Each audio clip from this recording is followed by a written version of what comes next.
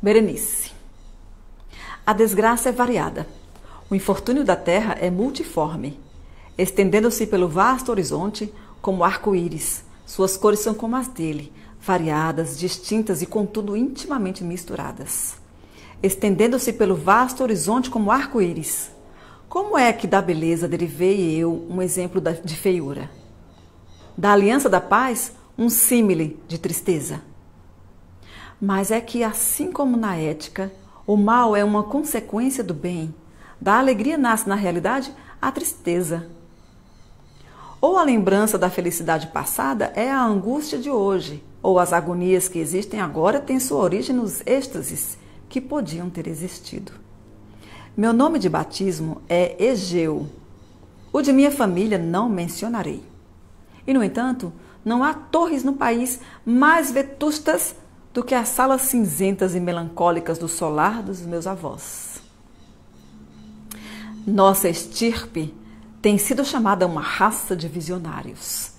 Em muitos pormenores notáveis, no caráter da mansão familiar, nos afrescos do salão principal, nas tapeçarias dos dormitórios, nas cinzeladuras de algumas colunas da sala de armas e, mais especialmente, na galeria de pinturas antigas, no estilo da biblioteca e, por fim, na natureza muito peculiar dos livros que ela continha, há evidência mais que suficiente a garantir minha assertiva. As recordações de meus primeiros anos estão intimamente ligadas àquela biblioteca e a seus volumes, dos quais nada mais direi.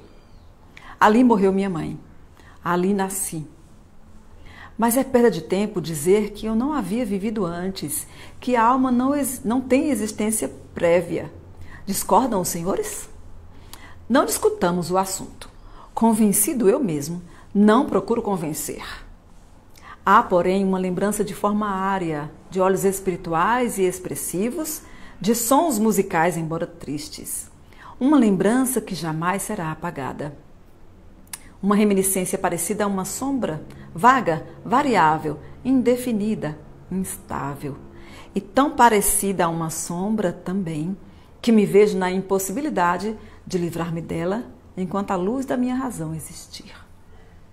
Foi naquele quarto que nasci, emergindo assim, da longa noite, daquilo que parecia, mas não era, o nada, para logo cair nas mesmas regiões da terra das fadas, num palácio fantástico, nos estranhos domínios do pensamento monástico e da erudição.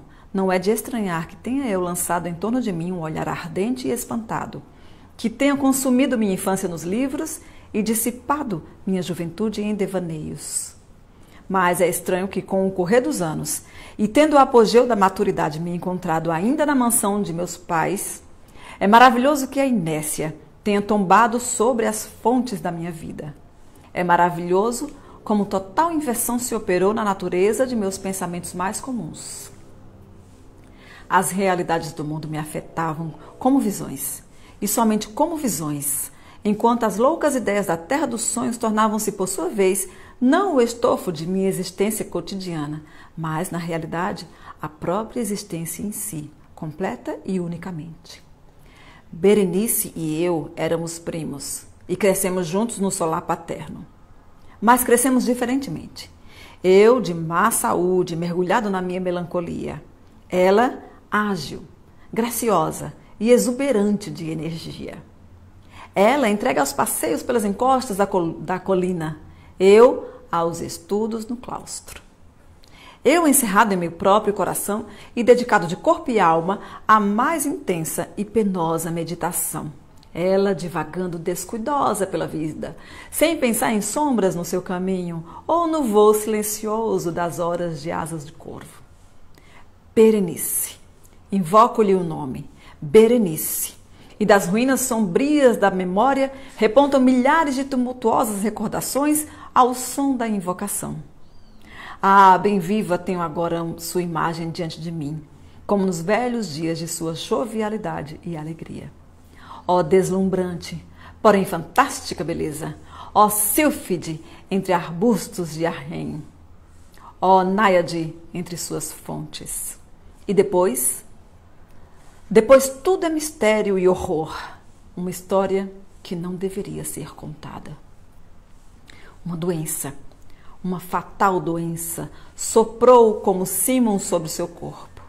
E precisamente, quando a contemplava, o espírito da metamorfose arrojou-se sobre ela, invadindo-lhe a mente, os hábitos e o caráter, perturbando-lhe da maneira mais sutil e terrível a própria personalidade. Ah, o destruidor veio e se foi. E a vítima? Onde estava ela? Não a conhecia, ou não mais a conhecia como Berenice. Entre a numerosa série de males acarretados por aquele fatal e primeiro que ocasionou uma revolução de tão horrível espécie no ser moral e físico de minha prima, pode-se mencionar como mais aflitivo e obstinado em sua natureza uma espécie de epilepsia que, não raro, terminava em transe cataléptico, transe muito semelhante à morte efetiva, no qual despertava ela quase sempre de uma maneira assustadoramente súbita. Entre mentes, minha própria doença, pois me fora dito que não poderia dar-lhe outro nome. Minha própria doença aumentou e assumiu afinal um caráter de monomania, de forma nova e extraordinária. A cada hora e momento crescia em vigor e por fim veio a adquirir sobre mim a mais incompreensível ascendência. Essa monomania, se devo assim chamá-la, consistia numa irritabilidade mórbida daquelas faculdades do espírito denominadas pela ciência metafísica faculdades da atenção.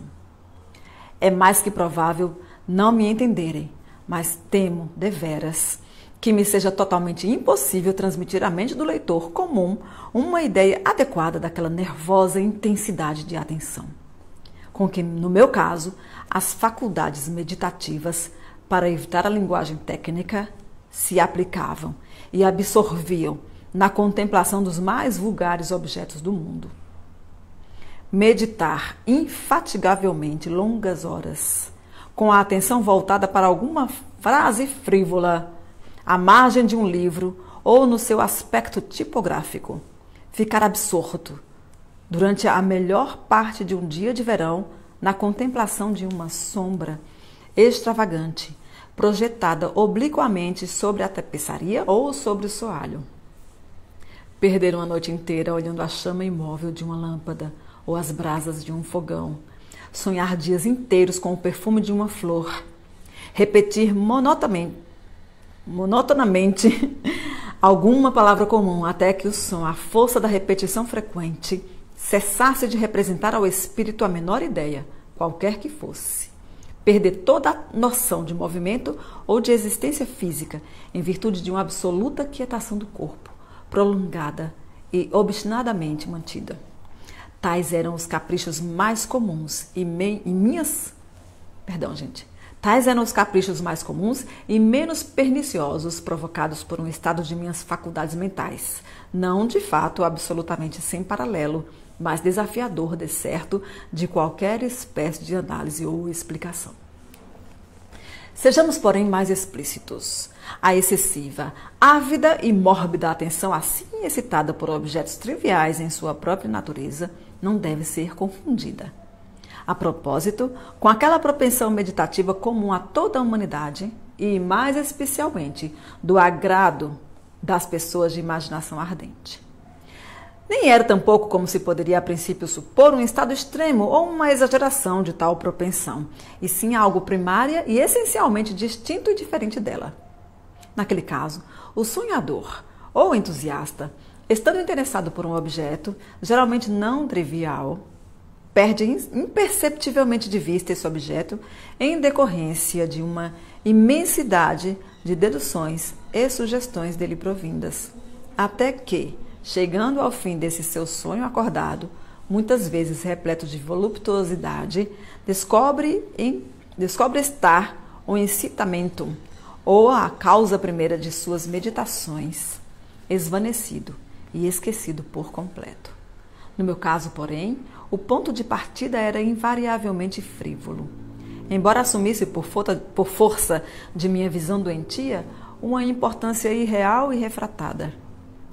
Nenhuma ou poucas reflexões eram feitas, e essas poucas voltavam obstinadamente ao objeto primitivo, como a um centro. As meditações nunca eram agradáveis, e ao fim do devaneio, a causa primeira, longe de estar fora de vista, atingir aquele interesse sobrenaturalmente exagerado que era a característica principal da doença. Em resumo, as faculdades da mente mais particularmente exercitadas em mim eram, como já disse antes, as da atenção, ao passo que no sonhador acordado são as especulativas. Naquela época, meus livros, que não contribuíam efetivamente para irritar a moléstia, participavam largamente, como é fácil perceber-se, por sua natureza imaginativa e inconsequente, das qualidades características da própria doença. Bem me lembro, entre outros, do tratado do nobre italiano Célio Secundus Curio, da Amplitude Beati Regni Dei, da grande obra de Santo Agostinho, A Cidade de Deus, do Cerne Christi de Tertuliano, no qual a paradoxal sentença Mortus et Dei Filius, credibili est quia ineptum est, et sepultus resurrexit, certum est quia impossibile est. Absorveu todo o meu tempo durante semanas de laboriosa e infrutífera investigação. Dessa forma, minha razão, perturbada em seu equilíbrio por coisas simplesmente triviais, assemelhava-se àquele penhasco marítimo de que fala Ptolomeu Hefestião, que resistia inabalável aos ataques da violência humana e à fúria ainda mais intensa das águas e dos ventos, mas tremia ao simples toque da flor chamada asfódelo. E, embora a um pensador desatento possa parecer fora de dúvida que a alteração produzida no estado moral de Berenice pela lastimável moléstia fornecesse motivos vários para o exercício daquela intensa e anormal meditação, cuja natureza tive dificuldades em explicar, não foi isso em absoluto o que aconteceu. Nos intervalos lúcidos de minha enfermidade, a desgraça que aferia mortificava-me deveras e me afetava profundamente o coração, aquela ruína total de sua vida alegre e doce. Por isso não deixava de refletir muitas vezes e com amargura nas causas prodigiosas que haviam, de forma tão súbita, produzido modificações tão estranhas. Mas essas reflexões não participavam da idiosincrasia da minha doença. E eram as mesmas que teriam ocorrido em idênticas circunstâncias à massa ordinária dos homens. Fiel ao seu próprio caráter, minha desordem mental preocupava-se com as mudanças menos importantes, ainda que mais chocantes, operadas na constituição física de Berenice, na estranha e verdadeiramente espantosa alteração de sua personalidade. Nunca, jamais a amara durante os dias mais brilhantes de sua incomparável beleza. Na estranha anomalia de minha existência, os sentimentos nunca me provinham do coração. Minhas paixões eram sempre do espírito. Através do crepúsculo matutino, entre as sombras estriadas da floresta ao meio-dia e no silêncio de minha biblioteca à noite, esvoaçara ela diante dos meus olhos. E eu a contemplara não como a viva e respirante Berenice, mas como a Berenice de um sonho. Não como um ser da terra, terreno, mas como a abstração de tal ser. Não como coisa para admirar, mas para analisar. Não como objeto de amor, mas como tema da mais abstrusa, embora inconstante, especulação. E agora eu estremecia com sua presença e empalidecia a sua aproximação. Embora lamentando amargamente a sua decadência e desolada condição, lembrei-me de que ela me amava havia muito. E no momento fatal, falei-lhe em casamento. Aproximava-se, enfim, o período de nossas núpcias, quando, numa tarde de inverno, de um daqueles dias intempestivamente cálidos, sossegados e nevoentos que são a alma da bela Alcione, sentei-me no mais recôndito gabinete da biblioteca. Julgava estar sozinho, mas erguendo a vista, divisei Berenice em pé à minha frente. Foi minha própria imaginação excitada, a nevoenta influência da atmosfera, o crepúsculo impreciso do aposento ou as cinzentas roupagens que lhe caíam em torno do corpo?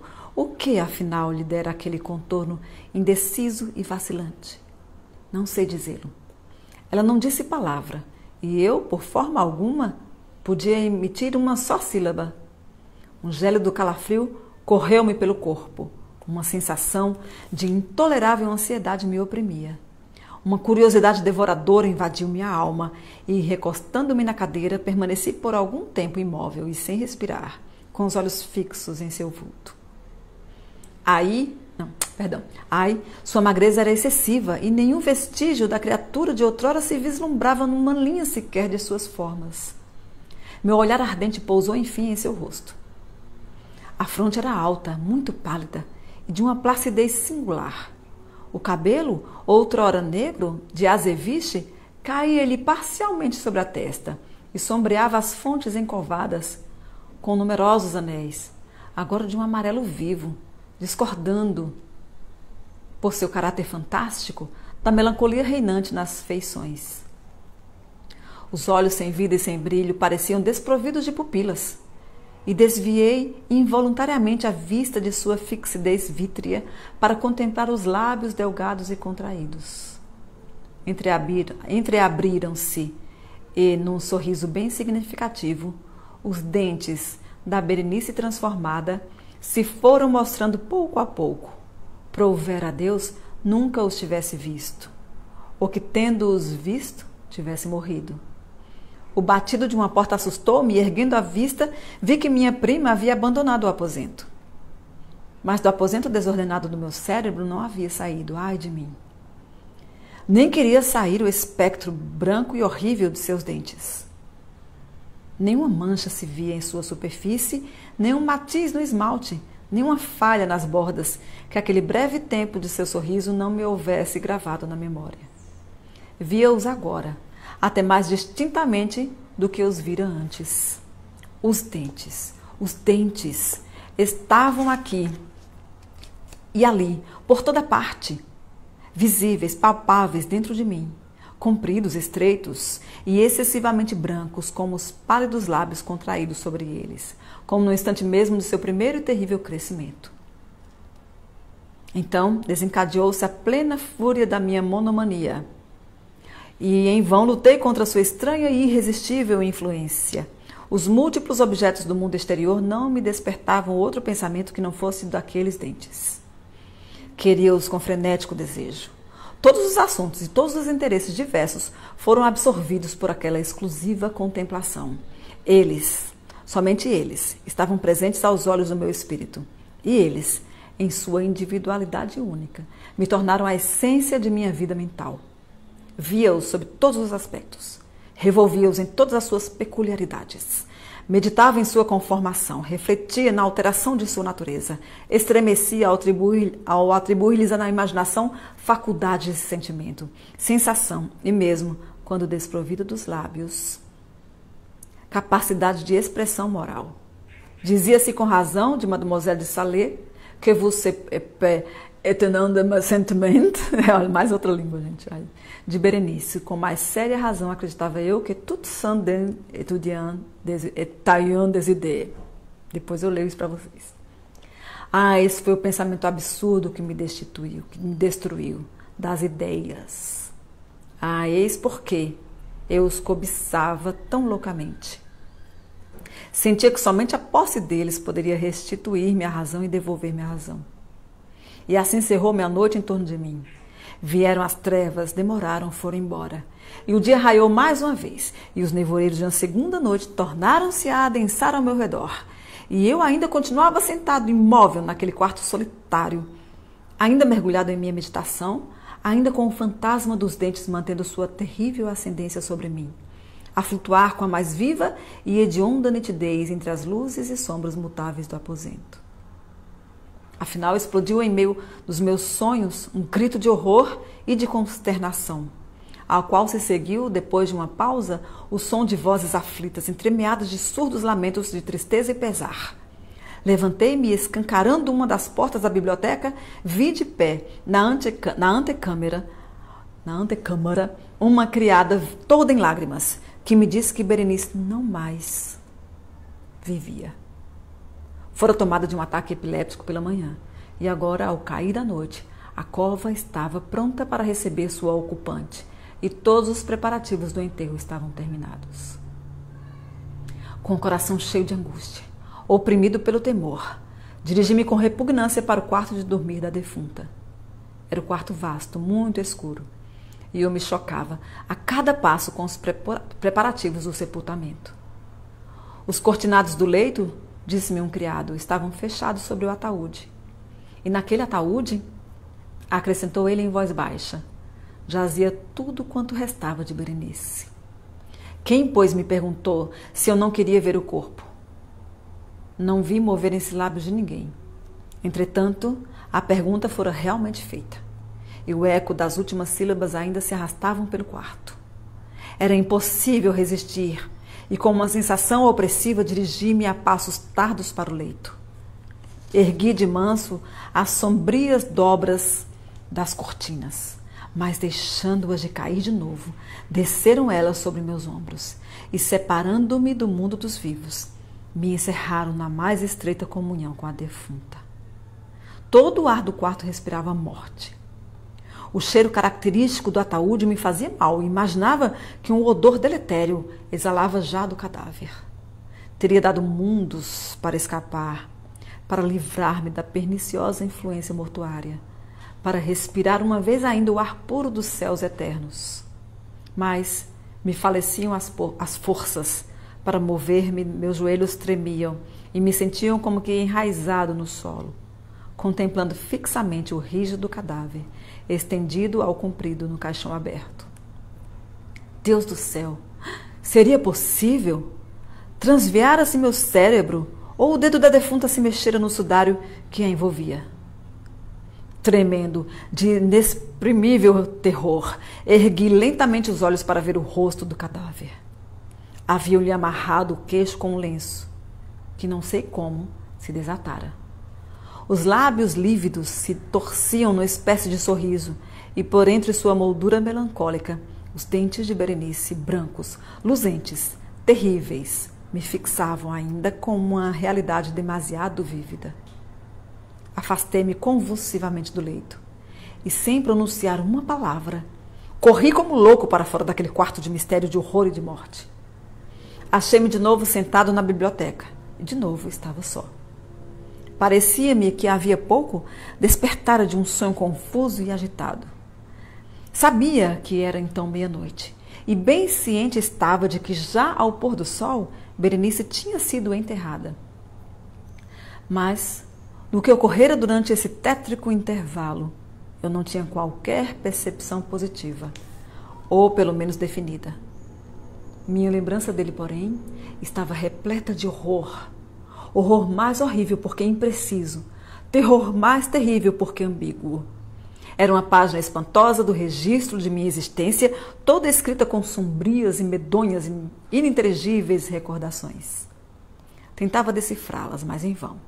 E de vez em quando, como o espírito de um som evadido, parecia-me retinir nos ouvidos o grito agudo e lancinante de uma voz de mulher. Eu fizera alguma coisa? Que era, porém?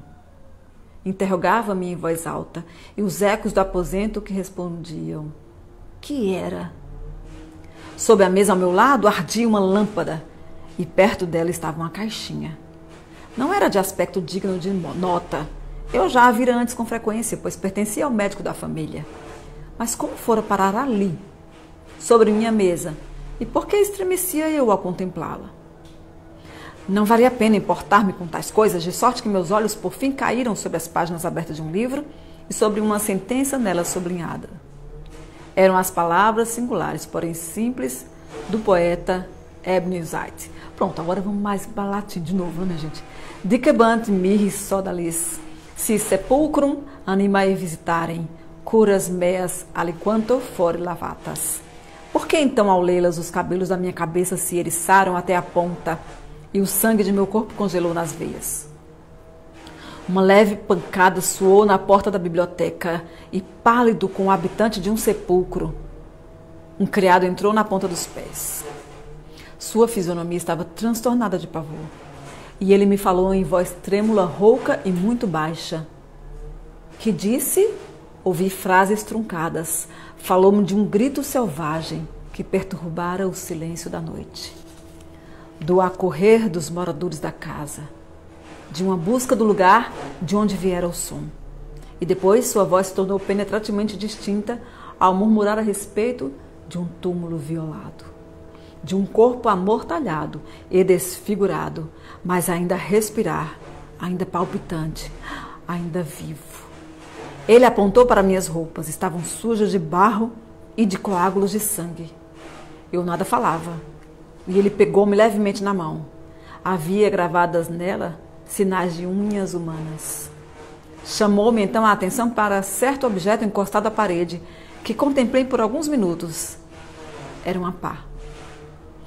Com um grito, saltei para a mesa e agarrei a caixa que sobre ela jazia, mas não pude arrombá-la.